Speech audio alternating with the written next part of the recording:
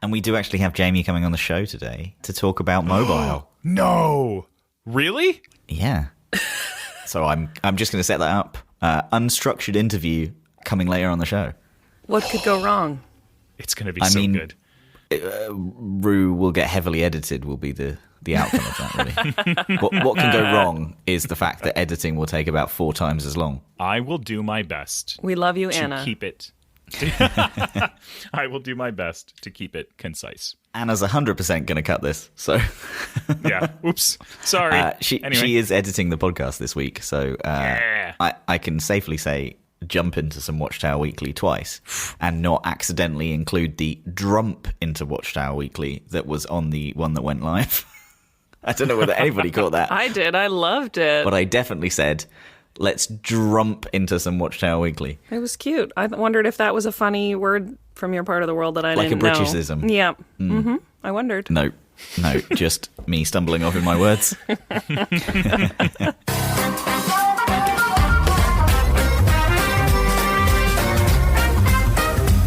By the time this show goes out, or shortly thereafter, our new Android app is going to be out in early access. Yes. So 2 years, 1 month, and 13 days ago, we hit file new project on all new 1Password 8 apps.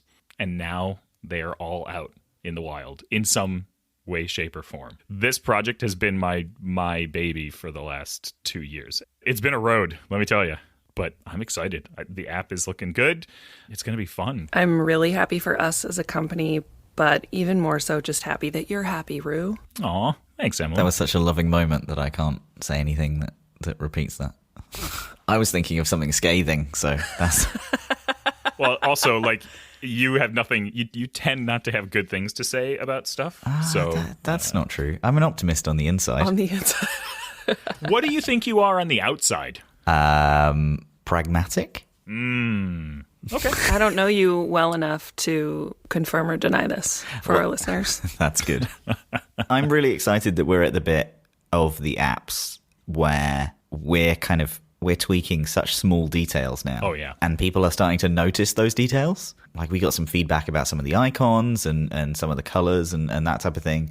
And, like, for us, like, user experience is a huge driver, right? Like, we get that set before we start really fine-tuning stuff. The fine-tuning stuff is really fun. Yeah, it really is. Like, we've sort of gotten to the point in our conceptual execution where it's like, okay, but now, like, what if we did this as well? Or also, or sometimes instead. That's fun to me because it sort of takes what's currently out there and then up-levels it in a really fun way. And I can't say any more because it's not out yet, so this is kind of a tease. But, like, there's some cool new stuff coming that I'm pretty stoked about. So with that, let's move to some Watchtower Weekly. So all the headlines this week, well, most of them, are about Conti, the ransomware group.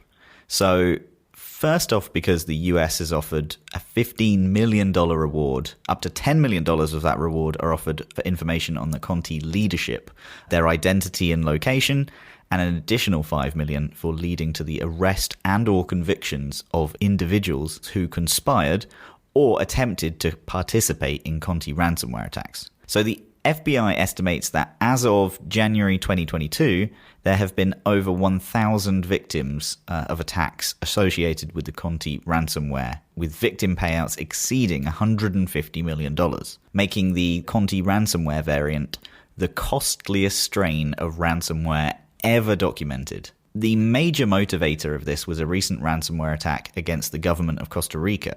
So the Costa Rican president has declared a national emergency following cyber attacks from the Conti ransomware group on multiple government bodies. As of yesterday, Conti's data leak site had been updated to state that the group had leaked 97% of the 672 gigabyte data dump containing information apparently stolen from government agencies. Since April 18th, the Treasury's digital services have been unavailable, which is affecting the entire productive sector, as they call it, due to the government's procedures, signatures, and stamps having been disrupted.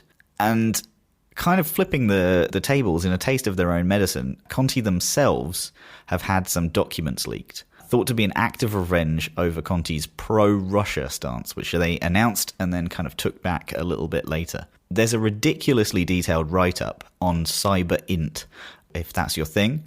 Not sure why I would think differently, but from the detailed write-up and the leak, Conti's organization has an executive management team, they have a business development arm, and HR and finance operations. So they've got all the things of like a normal business. This is a highlight for me. I mean, you're right. Why would we think differently? But it's sort of surprising. It's weird, right? But I imagine they have like HR processes and stuff. Oh my gosh. I want to know their HRBPs. This is delicious. I love this detail. So in the leak, there were tools, there was malware that they used, their chat logs, group structure. After being analysed by the industry, some names and faces were also made public. After the main leak, the conversations that were leaked showed that the decision was made to go off the grid for some time. It seems that the key members of the group are making efforts to ensure that all relevant files are deleted, all links shared within the conversations are dead, all servers used for the organisation's infrastructure are also all down. So Conti members were witnessed talking about the leak and trying to understand who the Ukrainian researcher is, they believe, was a member of the group who went rogue, who then leaked a bunch of stuff. So yeah, drama from both sides, I think. So the question is, does this have the side effect of pushing members to their competitors, and will this information then strengthen the competitors, like Josby, Fonica, Bivity, and Wapno? So can Conti really return after this? Those ransomware group competitors, by the way, are completely made up. I did just want to see if you were both paying attention. This is a whole other world. Yep, no, didn't Google it. I am going to need to see that org structure. I need this book or documentary of how they came to be. I want to know everything about their story. We're going to need a TV show. I'm going to need it all. Oh, that's very true. Maybe like some sort of WeWork style, whatever that was called. I really enjoyed that. We Crash. We Crash. I thought that was pretty solid and terrifying. I love that this is like a fine-tuned machine, this little organization. I want to know everything. As an operator, I just want to know it all. When you think it's billions of dollars, yeah, why wouldn't they have, just looking through some of their documentation here, they have kind of negotiators and acquisitions in the business development arm. Mm-hmm. They have third-party services and operations in the R&D arm. And they have recruitment and employee onboarding in HR. Wow. And in finance, they have money laundering and transaction management. Oh my gosh. gosh. They even have affiliates. No, they do not. They have affiliates. Come on. This is like how things work. I want to know everything. This is, of course, it's so sophisticated. It would have to be so sophisticated. I'm not sure why I think it's just one person behind a laptop. That's something I need to grapple with offline. They're all criminals, though, right? Like, just because they've incorporated, they're all criminals. Organized criminals, really. When you look at the amount of organization that they've added, this is organized crime. There is a kind of running theory around some of this, that the people who work for Conti don't perhaps know that they're working illegally. Oh, that's even better. And so they're given tasks in like in an environment where you don't obviously know that you're breaking into a pipeline or something like that. Wow. It's some 90s action movie kind of, James Bond Yes. criminal organization. I'm casting it right now. Yeah. I am more surprised that the naming of these kind of ransomware groups doesn't turn to that, right? That we don't have what was the one from James Bond? Spectre? Yeah, that we don't have a Spectre. Okay, in our casting session, the person running HR is definitely J. Smith Cameron, who played Jerry in Succession. Okay. Oh. No? That's some solid. I like that. The next casting, I think, would be under Bergamot, which is apparently one of their top kind of lieutenants, and Mango and Bentley. Mango and Bentley is one person's name. I would say that we should bring back the Matthew Broderick, Alan Ruck relationship for those two. I think that would pair well. On-screen chemistry would be fantastic. Great call. Love it. Ship it. This is where we find out that most of these people are like 14, 15 years old and hiding all of their billions from their parents. Oh, no. Oh, my heart. Would not be the first time, right? No.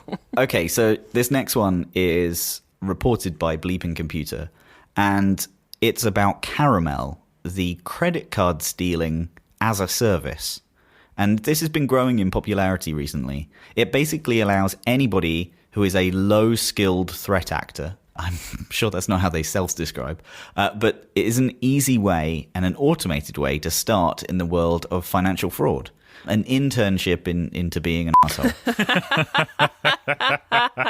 The credit card skimmers are malicious scripts that are injected into hacked e-commerce websites that quietly wait for customers to make a purchase on the site. Once a purchase is made, these malicious scripts then steal the credit card details and send them back to remote servers to be collected by threat actors. So you'll remember something similar affected British Airways website for a good couple of months. I myself actually had my Amex recently duped, and this was, I think, probably the method in which they did it. So the new service was discovered by Domain Tools, which states that the platform is currently operated by a Russian cybercrime organization named Caramel Corp. I have no feelings about this one, to be honest. It's such a bland name. Sticky sweet. I love it. This service supplies subscribers with skimmer script, deployment instructions, a campaign management panel, which is everything a threat actor needs to launch their own credit card stealing career, I guess. So before you start on your budding adventure, you will need to, first of all, speak Russian, and also you're really likely to get caught, so, don't. They're going to have a list of clients. When they get turned over by the police, who do you think they're first going to give up? This entire list of people that they've sold it to. This is so daft. The Caramel service actually only sells to Russian-speaking threat actors using an initial vetting process that excludes those using machine translation or are inexperienced in this field. So you have to know enough to be dangerous, but not enough to start this by yourself. A lifetime subscription to this costs $2,000, but promises full customer support, code upgrades, and evolving anti-detection methods. I don't know what that is. Maybe they change the URL every month or something. It's /June. That's how you get there. This isn't new. So Caramel has been for sale since December 2020, but it's gaining in popularity for customers of e-commerce platforms. You can protect yourself from these credit card skimmers by either using one-time private cards, so something like a Brex or privacy.com, or I think there's a bunch of places that set those up now, or setting up charging limits and restrictions. Some of the online accounts now actually get you to kind of second factor in apps, etc. But those don't actually protect you against this type of thing. So the other thing that you can do to protect yourself is just using online payment systems instead of entering your card directly into the site. I think another way to protect yourself against this is the kind of Shopify Pay route, where it's someone else's script and kind of recognizable format on the screen. So I always try and look out for those as well. I fear more of these types of things will start to happen as well. It feels so rudimentary. Yeah? It's like they're taking a page out of the startup book, like as a service, the thing that you're doing, and selling it to other people. Huh. It's like they could have made this a pyramid scheme and delivered no value out of the end of it. But what instead they did was make it an actual product. Huh.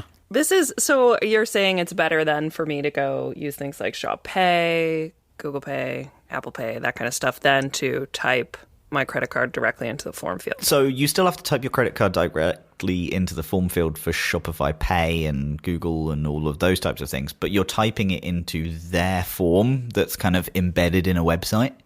I would think that is more secure than when you are typing it directly into a third-party website and you're not sure about that website. I think the big thing here is not sure about. But I think this is likely to increase the amount of credit cards that are skimmed online in sites that aren't well protected. Oh, no question. Yeah, we need to really help people with their PCI compliance if this is the case. Oh my goodness. Yeah, because I think the supply chain of code is the heart of the thing that service providers need to fix it, right? Yeah, I wonder if it'll go up, at the same ratio that with e-commerce growing at the rate that it is, if we'll see these kind of attacks be directly correlated. I think when ransomware became essentially a service and all of these tools were freely available and you could just go and grab one of these tools and run what they're calling campaign, it skyrocketed, right? Some really gentle language there. Yes. Campaign. Oh my gosh. Okay, so the big news in cryptography cracking quantum computers this week was that President Joe Biden has signed a national security memorandum, which is a fancy term for a memo, like a letter that he's just sent around places.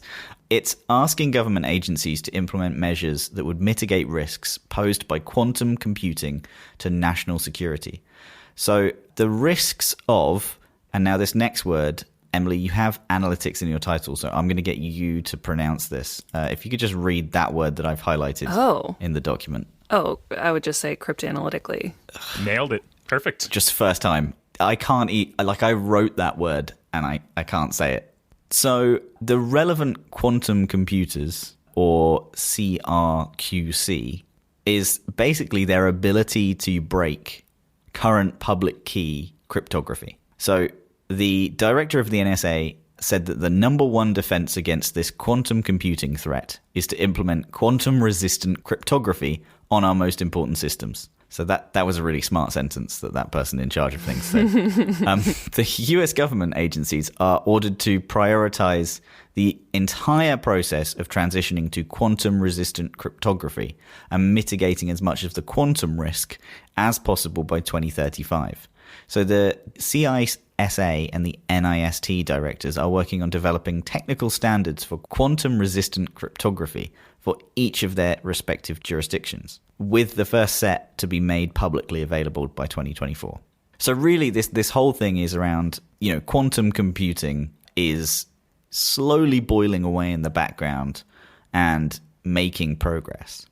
And these computers are super powerful and essentially can then break public key cryptography to a certain degree quicker than other things. And so things that are made with slightly weaker keys or have longer to break and all of those types of things, like this reduces the amount of time essentially that you need in order to break these things.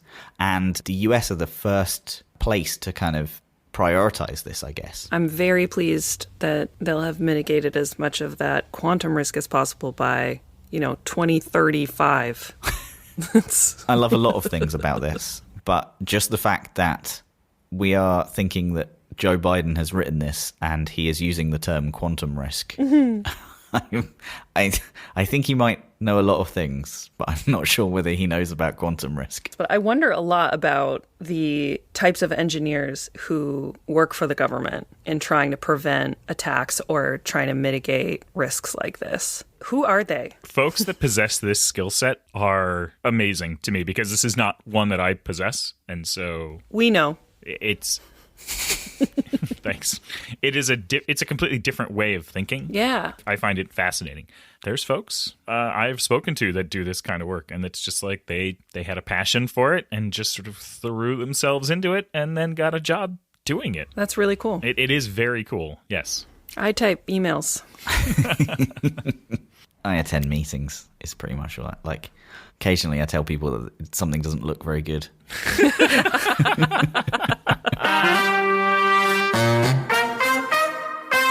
Stopping by for This Week at 1Password is our Director of Product Design, Jamie Hughes. Jamie is here to discuss our recent developments on the mobile front, now that both 1Password 8 for iOS and Android are out in early access. Jamie, thank you for joining me today. How are you? I am doing very well, Rue. Thanks for having me. And it's great to be on the show. When I saw that this interview was coming up, I was very excited. I was stoked to take this one because you're fun to hang out with. So this should be good. Oh, man. Appreciate that. Yeah. Right back at you. All right. So let's dive in. I want to start with the origins of what our customers are currently seeing in the early access for 1Password 8 for iOS and Android. What was the goal or the mission statement for these apps? Yeah. It's a really great question. And I think just going back to like how we got to this point, like it was really a back to basics moment. I think when you've had a product that's loved by customers for so long, it's very easy to fall into a trap of like assumptions. thinking that you are the user, and it's a dangerous place to be. And we really wanted to make sure that wasn't going to happen to us. So we took a research from the ground up approach and wanted to talk to our customers and really find out like, what are the use cases that they're using mobile for? Like, where are they struggling with it? What are they doing day to day? And how can we make it easy for them to operate 1Password and use it every day? And yeah, if I had to kind of put down like one mission statement for this, it would really be like helping the customer like get to the right thing at the right time and be smart and simple in how they do that. Yeah, absolutely. Can you talk a little bit about like the nuts and bolts of the research and design phase that these apps, what did we do? Yeah, it's quite an in-depth process, but really it starts with taking that step back, like I was saying, and doing a full audit of where we were at with OPI 7, OPA 7, and just in mobile in general, and just figuring out like what was a success, like and what was working for our customers, but also what didn't work for them. And those things are really important for us. Like we want to know the bad things so we can absorb it and understand how we can make it better. So it was those direct conversations with our users in the really early stages that helped inform like how a lot of this product would move forward and be useful for us and them. So testing was a big part of that. We would spin up lo-fi prototypes and even some hi-fi prototypes just to kind of run it through with them and get their opinions and just see where they're struggling with some of this stuff. Yeah, testing and research from the ground up has been key to unlocking where we are today. Yeah. And it's been so fun to see because we obviously, as you said, like we've built these apps for so many years, or we've built 1Password mobile apps for so many years. Like we think we know what we should be aiming for, and having the research there to back up some of our ideas and correct some of our other notions has been really, really cool to see. So we did the user research. That's like a one and done thing, right? Like we're done. We move on. We're not going to do any more research. We know what we're building. Going forward, it's all just the developers know what's best, right? I mean, that would be nice and easy, wouldn't it? But no, research is fundamental to the process now. We've invested heavily into it, and it's a continual cycle for us. Like we don't just research once, like it is a continuous amalgamation of like learning what our customers are doing with the apps, learning how the new prototype helps them perform these jobs to be done and get to what they want to do. But also like it feeds into our development process. And when we go into the beta stages and early access, like research is still playing a huge part there. I was reviewing some designs this morning for some changes that we're going to be working on pretty soon. And I had some questions about why some choices were made or why some of the things were changed the way that they were. And I was able to reach out to Ginny, who is one of our user researchers, and say like, hey, can you just help me understand how we got here? And Ginny, she sat me down and she's like, yep, like she had a whole slide deck all set to go, like as if she expected me to ask her these questions. And so like was able to tie all of the changes back to user research sessions and discussions that she had with the people that are actually using our apps today. It was awesome, and it changed how I was looking at things and answered so many of my questions about why we were doing what we were doing. It was a very comforting moment because we've done so much just by feel in the past. Now we have real people validating this stuff for us. Yeah, for sure. Like I always find working with the research team like this magical revolving door. Like you go in with an opinion and then suddenly you're out the other side of it with a completely different understanding, and just you've been level setted to what is actually important. And that's key to this. Like that evidence that research provides us gives us the confidence to go ahead and design the right solution. It's going to continue to help us be human centered. And I think that's really a key thing for us, is like understanding what is human in terms of security as well. And I think being able to connect with people on that level and demystify sometimes a complicated subject or scary subject is where we want to be. Yeah. One of my favorite things to do with Ginny in particular is to try and get her to agree with my opinions as we go into these conversations. It's not going to happen. She won't do it. It's so fun because she's like, Rue, I'm not going to do that. But I will tell you what our users think and how those should inform our decisions. She'll make you think that you landed at an opinion that was yours, but it wasn't. It was the research team. Exactly. Okay, so 1Password 8, these are ground up rewrites, and we started building all of the 1Password 8 apps on the same day. April 1st, 2020, we did file new project across the board. And so we were building them in tandem. The desktop apps have now come out first. 1Password 8 for Mac and Windows and Linux, those are out.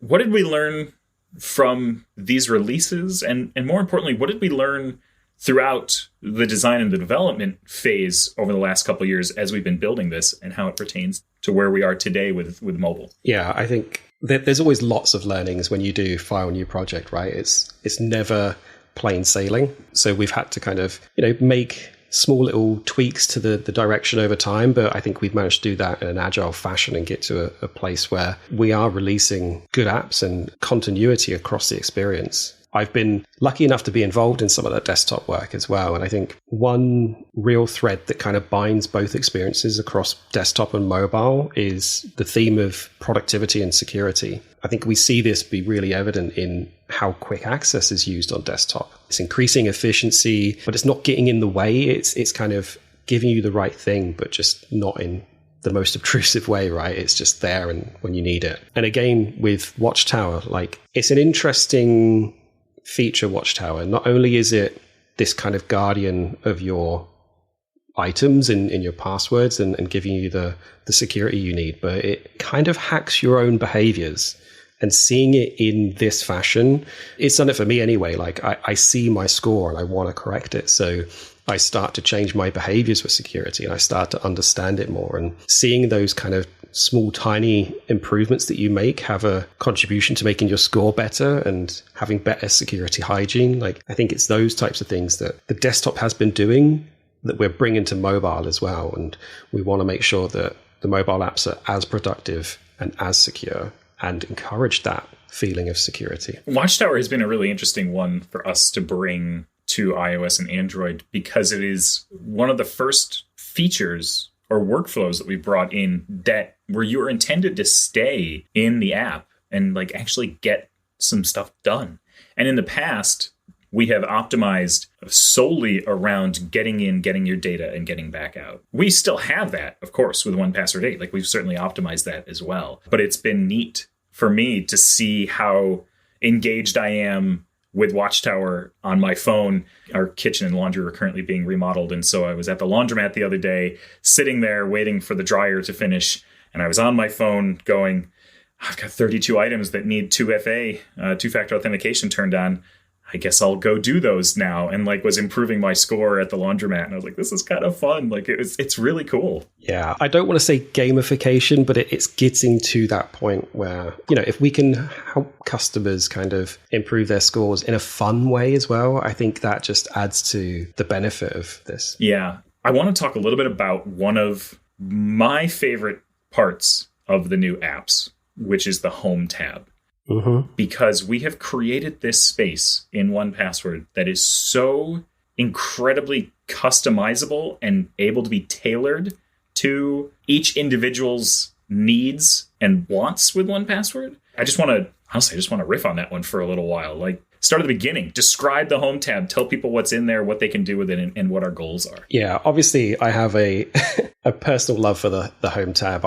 I almost open it every day, even though I'm not looking for an item, because I think there's that element of, like you said, customization and ownership. I feel like now I'm setting up 1Password to work for me. And it goes back to, our research and what we discovered. People use mobile apps in different ways. And we have such a broad set of customers that being distinct about what they're coming into the app to use, it doesn't work. We have to give a level of flexibility that works for everyone. So that was the Home tab kind of initial spark of an idea, is how can we make this simple to customize so a user can either, have their favorites on the first screen that they see, or maybe they don't have favorites. Maybe they have their vaults and have that on the first screen. I guess really what's your favorite kind of thing that's on the home tab? All right, so this is something that we built recently, and it's the ability to take almost any field from any item and pin it to the Home tab.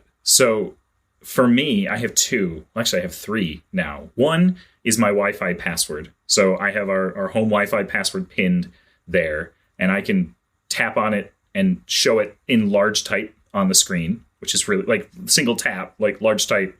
There it is. I can see it. I can show it to somebody. I have Amazon Video has a 5-digit PIN that you have to put in when you rent or buy something.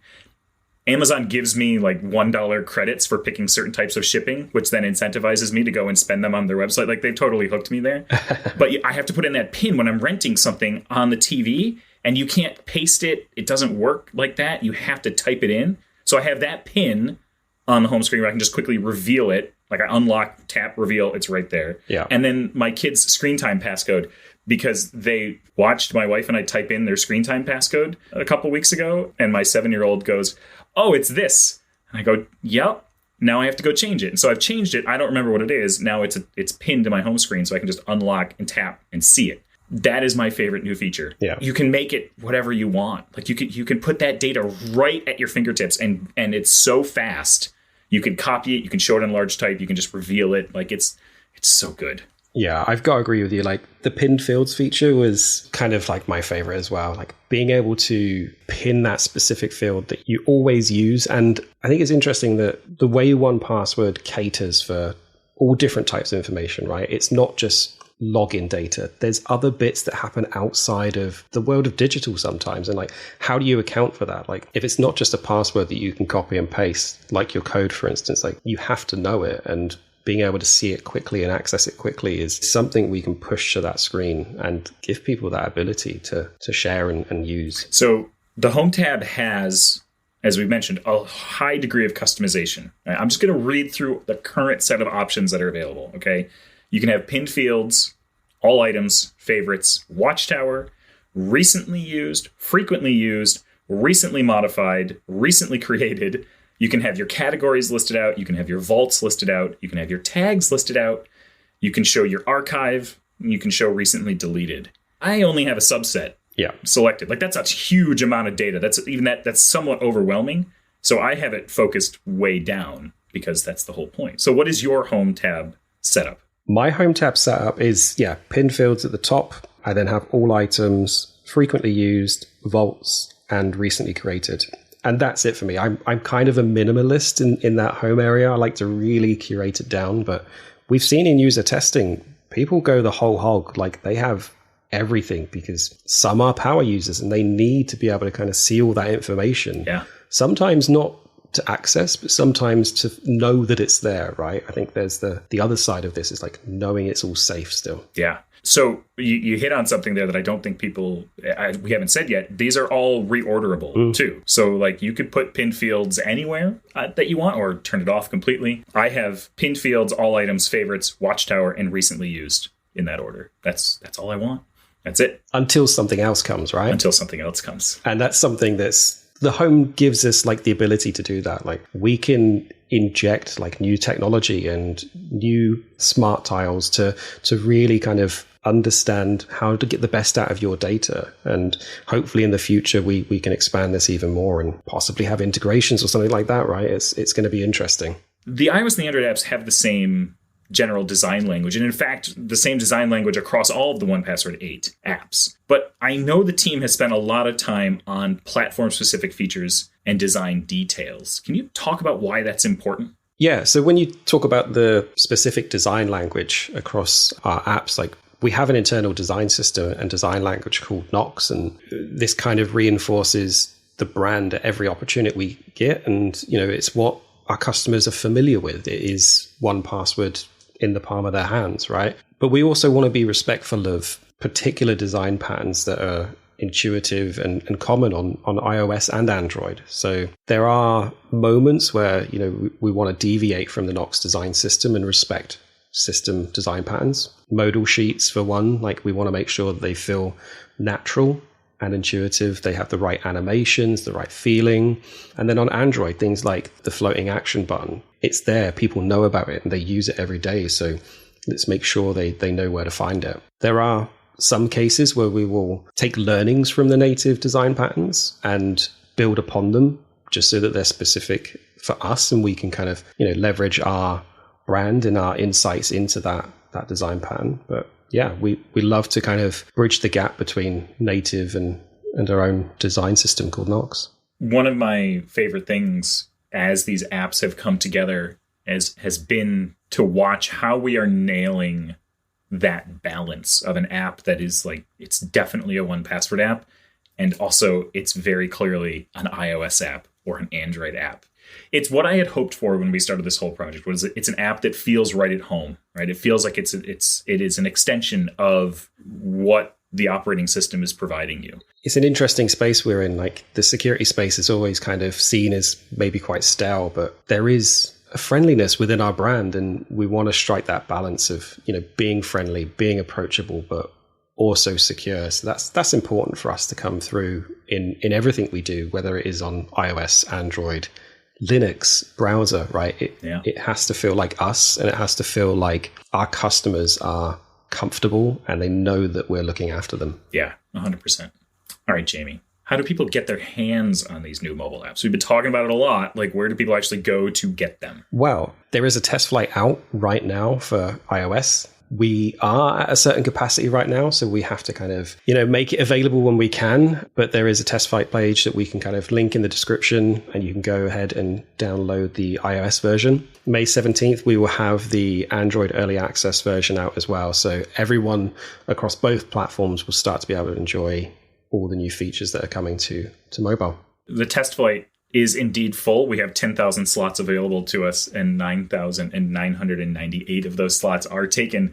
I am constantly going in and tending to that garden, removing slots that are used but not active if they've not been active in the last 2 weeks, because we're staying at capacity all the time. It got filled pretty quick, right? Oh, within the first 24 hours, we quote unquote sold out. It was unreal. So people really want to use the new iOS app. And honestly, I can't blame them. Happily, that restriction doesn't exist on Android. So the Google Play Store listing will be up, and that'll be wide open. So we can have tens of thousands of people over there, which is great. And anyone from Apple that's listening, you should totally follow Google's lead. Yeah, we need more people. We need more feedback. We're keen to keep improving this app. So speaking of which, if they have feedback, what's the best place for people to send it in? We have a range of channels, really. So the forums is a great place to get specific kind of updates and feature release notes. You can jump onto our 1Password forums and see when the new releases are coming out, and all the previous bits of feedback from other customers. You may be in the same boat as someone else, and it may be actually being filed as an issue already. So contribute to that and bump that up for our awareness. But also Twitter and all the other social channels. We're happy to hear from whatever's easiest from you all, and we'll be there to receive that feedback. Nice. Awesome. Okay. Well, Jamie, anything else you'd like to share? Any places people should go to learn more about you or 1Password or anything else? I am at Jamie Hughes on Twitter and all across social media. That is JamieHeuze, because I like to spell it in a fancy way.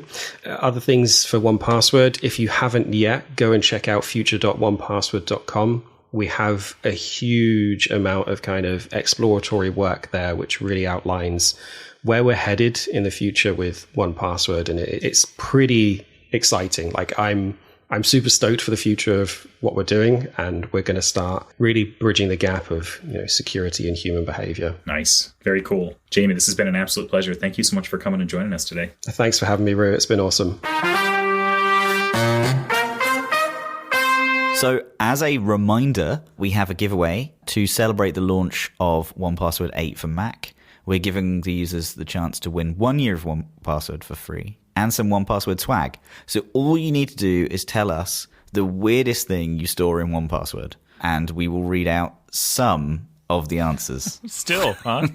We're still doing this. I think the person who ends up winning this, we will not be able to read their answer because it will be so good that we can't read it out on the pod. I hope that that's the case. Yeah. I want a whole episode to be able... I just want one episode where we just read these, and that's it. That's the episode. I really... I'm fascinated by the ways in which people use our product, so I'm not going to be surprised by anything. But I hope I am. I really hope there is something super... odd and niche that someone has. I've got a collection of bumper number plates and I keep photographs of them in 1Password, that type of stuff. So you can submit your entries using the Ask 1Password hashtag. So that's hashtag Ask 1Password on Twitter, or send us an email to podcast@1password.com. If it's really weird, you probably want to send the email rather than publicly tweeting us, and reference the RBM giveaway. So submit your entries by May 24th, 2022. So we have an Ask One Password segment today. And David on Twitter says, please mention this in the podcast, if only so Rue has to try and say football and mean the real one, and throw in a one-off game of Rue trying to say Welsh place names for kicks and giggles.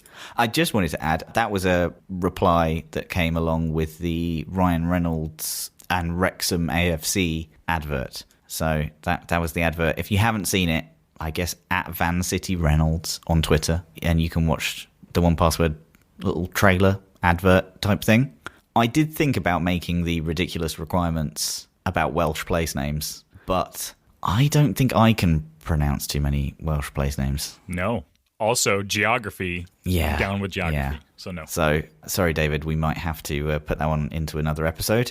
And Dan asks, could you roughly describe your last team building event on the podcast?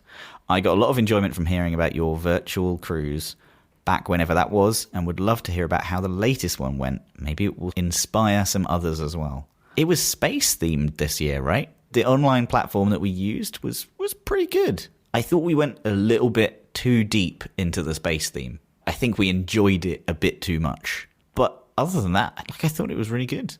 We had like a ship that you can click around, and there was all sorts of things. We had an astronaut come and talk to us. That was really cool. So if you want to also get in touch with 1Password, you can send us an email at podcast@onepassword.com or use the Ask 1Password hashtag on Twitter. So we are playing Ridiculous Requirements. So welcome to Ridiculous Requirements, the game where we work together, as in you two work together, to come up with passwords that fit the honestly terrible requirements that I have set. So today it's all about famous people. So all must be names of reasonably famous people, must contain 6 words, must contain rhyming pairs of 2, and then we get into the actual meat and potatoes. So, must contain a Maroon 5 member and someone nicknamed The Boss. Must contain a Frasier actor and a 90s rapper. And must contain a filmmaker famous for The Breakfast Club. Oh my gosh. Okay. So we'll start at the end. I mean, we've moved from geography to pop culture, so I'm into it. We'll start at the end, right? So John Hughes, Oh, look at you go. right? And then Maroon 5 member, Adam Yeah. Levine, and the boss, Bruce Springsteen. Adam Levine, Bruce Springsteen. Does that meet my other requirements? Close enough. does Levine and Springsteen, that's It rhymes. It's got to rhyme. rhyme? That rhymes? It's rhymish. Okay. I can confirm that rhymes. 90s rapper. I mean, come on. Snoop Dogg, Ice Cube, Jay-Z, Biggie, Now hold on. So we've got David Hyde Pierce, David Hyde Pierce. Kelsey Grammer. It's Frasier actor, right? Yeah. Sorry, I went straight to 90s. I went straight to my youth. Kelsey Grammer, David Hyde Pierce. Oh, what the heck is what was his father's name? John I did not watch this show. I do not know. Mulaney? No. John Delaney? No. So rhyming pairs of 2. So maybe just find one of the Frasier actors that rhymes with a 90s rapper, sorry. Who rhymes with grammar? First name, MC. Hammer. Ah, so good. Oh. MC Hammer. Okay. All right. Okay. Wow, we crushed that this week. Wait. No, we're not done though. We're not? Because John Hughes, a filmmaker famous for The Breakfast Club. So there's no more requirements. So you can get creative with that one, but it's still got to match all the other ones. So it's got to be a rhyming pair of 2. So it's got to rhyme with John Hughes. I see. And it's got to be a reasonably famous person. Oh, and it has to be a reasonably famous person. Oh, so it can't be like John Hughes' new shoes. Oh, I was going to say Blue's Clues, because, wow. Yeah. Jeez. Famous actor in the Mission Impossible series. Oh, yeah. Tom Cruise. Tom Cruise. Yep. So the full password would be... Go ahead, Emily. Adam Levine, Bruce Springsteen, Kelsey Grammer, MC Hammer. John Hughes, Tom Cruise. There you go. That was a good one. We got this one a lot faster than the last time. This one didn't need to be edited to make it sound like we're not completely ignorant of world geography. I like it. Well, this was lovely. This was a great time. So thank you. Love you both. Lots of fun today. Love you both. All right, then. Love you both. Bye. Bye-bye.